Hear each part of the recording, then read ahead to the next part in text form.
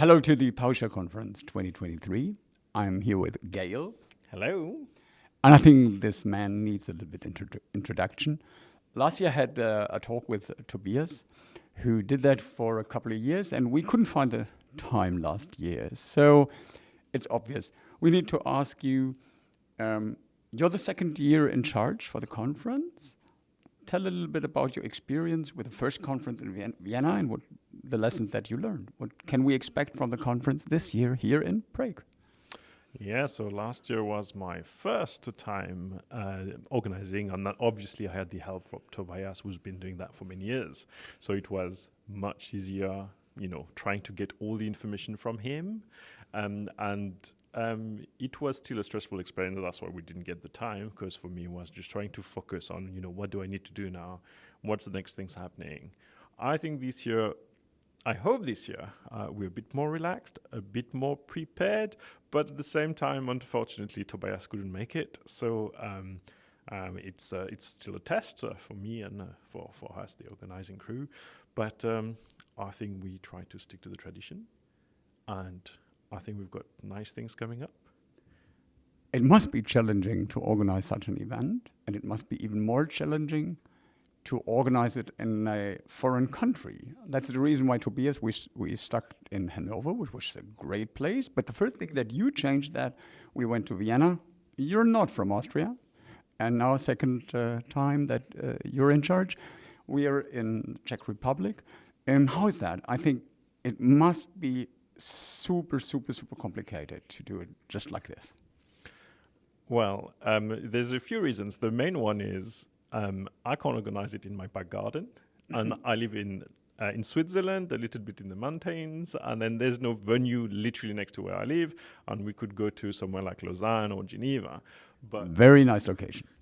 It's very nice, and maybe one day it will happen, but at the moment it was just not practical. So for me, doing it in another country is maybe challenging, but then it's whatever the country is. So I think it's a nice touch to change and then hop in between different countries.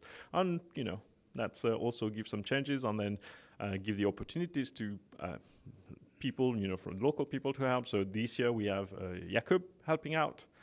So he knows the places, he's really been helpful, and he's been doing like 3 really good posts about, what to do in Prague, where to eat, how to get to the venue. So we've had some help. That's always the way we cheat. Jakob, the guy from Pester that we all know, living in this neighborhood here somehow, as far as I know. From my perspective, Vienna was a great success, but it depends on how you measure success. Success is, I really liked it, and anyone I talked to really liked it, and you could feel that there was a certain hunger to see something else. The people liked Hanover, no doubt, but it's another thing if you constantly move from one touristic city to another. So there are a little bit more. Let's wait and see what the next years will bring. What do you personally expect from Prague? What will be different, maybe from the background that you organized, that most of the work is done? So we're just one day before the conference actually starts. So what do you expect will be totally different? So the only thing that we have which is going to be the same is the format. And then because we have new speakers, we have new venue, new catering, new food, new events, everything we try to do is kind of new. So it's always a gamble. But usually because we have, nice people coming there, we have good organizers, we have good speakers, and we have obviously this amazing feeling with the community and people always happy to hang out together. We just have to make sure that all the settings is good, and then everyone will make the most of what the city has to offer. You said the speaker lineup changed a little bit, and I think it's always the same thing. If you change it, people say, hey, I missed that one guy that I really like to see. And on the other hand, to get some fresh content, some new faces, you need to change. Is that hard to decide? Because from my opinion, anyone who was here once will return, right? Yeah, so selecting the content is really difficult, and that's usually why I don't do it. And at the very least, I don't do it alone. It's usually like there's a team behind it, and we all discuss. I try to stay a little bit out of it because there's all the other parts, and the team has been managing the content really well. So, Rob, Alexander, Barbara, obviously, they've been really talking about the sessions. There's a lot of discussions, a lot of, what about this? And then we need to make sure that all the subjects that we think should be covered are covered. So there's a lot of things going on in there, and it takes a long time. And we have to do this, around the end of the year, the calendar year, before we can get it done. So then everyone knows about it, can confirm. So yeah, a lot of things going on behind the. I will come back to that in a minute. The time span, but first of all, I think you get a lot of feedback from the delegates, but you have to be careful because a few people speak out very loud, but that mustn't be the opinion of the most of the people. So if you try to filter that, what is the feedback from the delegates from last year, from what you heard so far, and how do you interpret that? That's a very, very big question. And so a good example is sometimes we've got, the food was amazing, the food was horrible, and that's usually the same, one line and then the next line. So the question is, how do you measure, what is good and not good and these kind of things. So the first thing to know is for the food, it's very hard to be able to pick the food that we have. It's a gamble.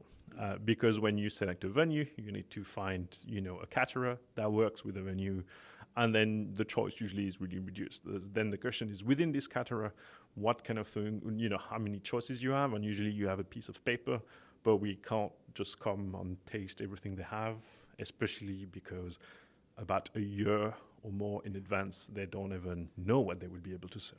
It's common sense that if you try to fit the needs of anyone, you fit the needs of no one. So, but it's obvious that Prague will be nice because of the beer.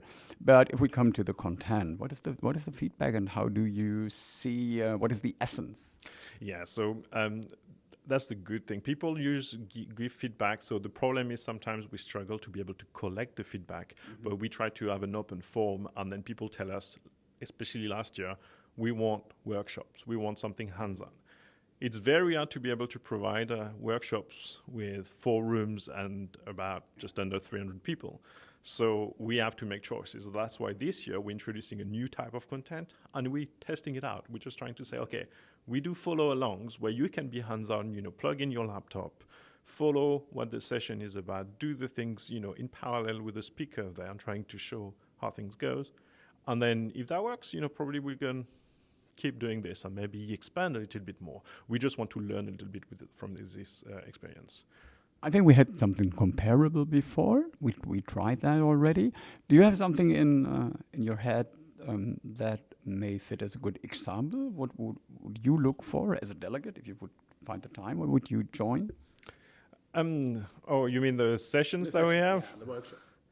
So I'm very much of a DSC person, like desired state configuration and all the new techs being built around at this time. So I don't know if you've heard of WinGet configure, if you've heard of DSC v3 being in the pipeline, and if you have the machine config already been GA for about a year, like that's maybe what I would naturally tend to go. But then if you look at the schedule and you have, how to build your module in C#, there's so much things, like there's no one thing which is the problem. But, we'll see. Whatever piques your interest, feel free to talk to the speakers, find out. You have until Tuesday to find out. There's plenty of room, I believe, for all of those, expertise in one area or another. Depends on, what you're working with.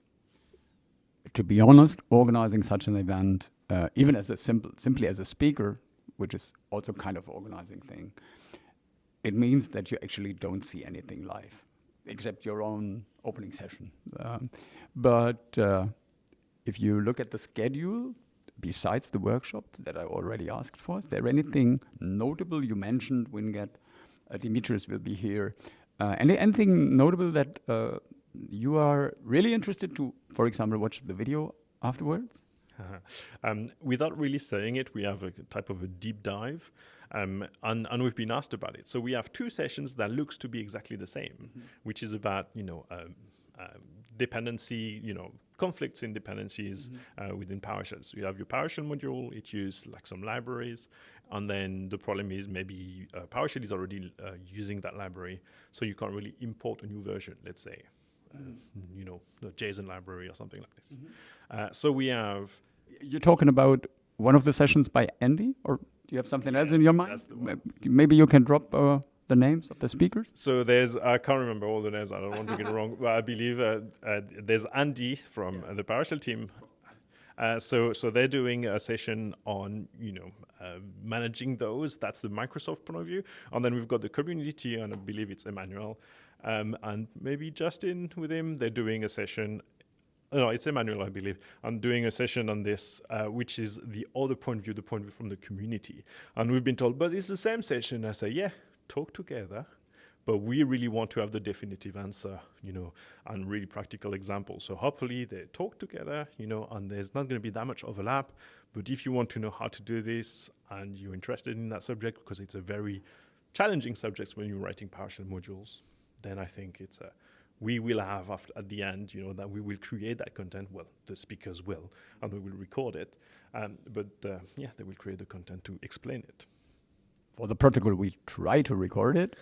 Yes. Yeah, I don't want to say anything. It worked pretty good, but fingers crossed. Another time. My heart is bumping. So I want to come back to what you mentioned before. To be honest, to me personally, the year is split into 2 parts. The good part and the bad part. The good part is the part after the conference till more or less December, when I have to think about something new for the next conference. And then the horrible part is from, let's say, January to the conference, where I have to think about my session. So it really gives you headaches sometimes, especially because things change so fast. And this is what I want to ask you. If I think about, I'm pretty sure that we will talk about this with a lot of people here. We are living in special times, I think, with the rise of OpenAI, ChatGPT. We hadn't seen that topic so clear in December or January.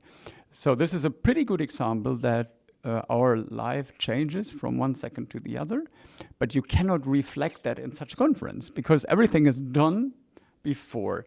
To make a question out of it, how challenging is it to, on the one hand, organize such a thing, and on the other hand, you want to be up to date, right? And that's a little bit of a struggle, right? It's a balance. It's a balance issue. On AI, as an example, actually, it's a bit of luck, let's say, or bad luck for some, but we managed to cover this in different sessions. So if it's a subject which can be included in some of the, practical work, then automatically the speakers will manage their session to say, well, I should talk about this. And they will still cover it, even if, the talk initially didn't offer this in the abstract. So some of it will be covered like this. And we know that. And there's always a bit of room because we unfortunately have speakers that have to cancel for, many reasons. And then we have other speakers that say, well, I can take over. And then maybe that's where we get those, new sessions, which actually happened this year. So AI will be covered in a few ways. Yeah, definitely. And people react to that.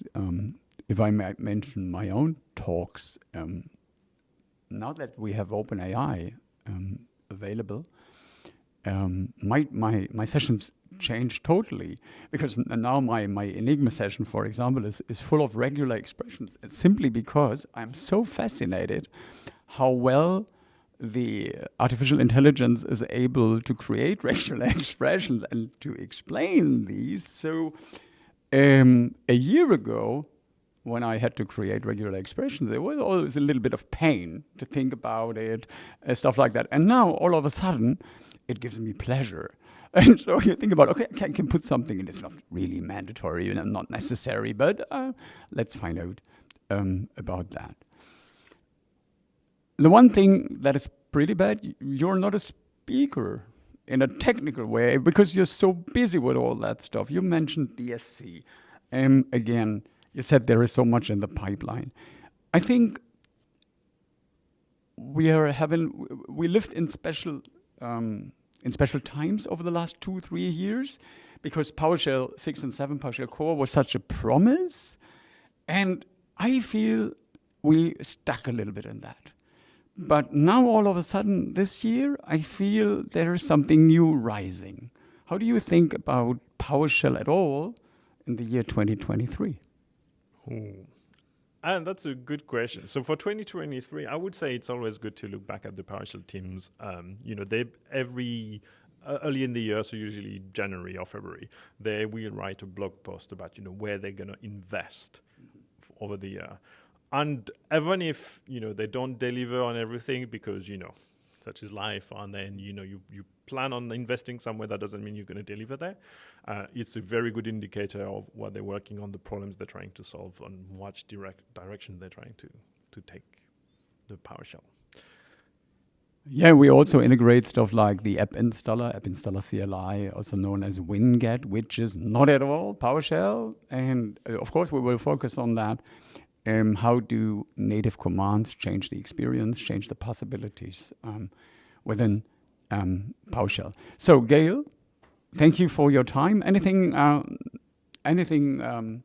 important to say? Something that we need to know before the conference starts?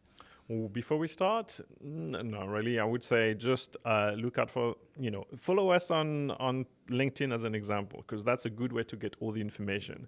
We always try to have something about regular schedule, so when the conference is going to be roughly.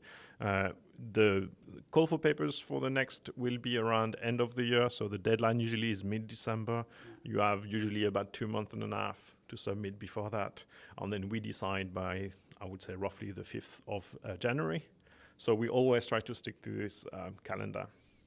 And then after that, in June, we have the event. And before that, we will have Minicon again this year, but more to be announced very soon, in a couple of days.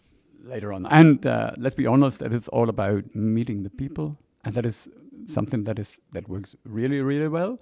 And I might finish that with something a little bit strange. Since last year, we're doing a bike tour, just a little bit of sightseeing, because someone said, why shouldn't we bike? We got some nice shirts from the conference. So feel free to attend, feel free to create something like that. And I hope we see you in the next days, and then next year. So thank you, Gael. Thank you very much. Have a good time. Enjoy.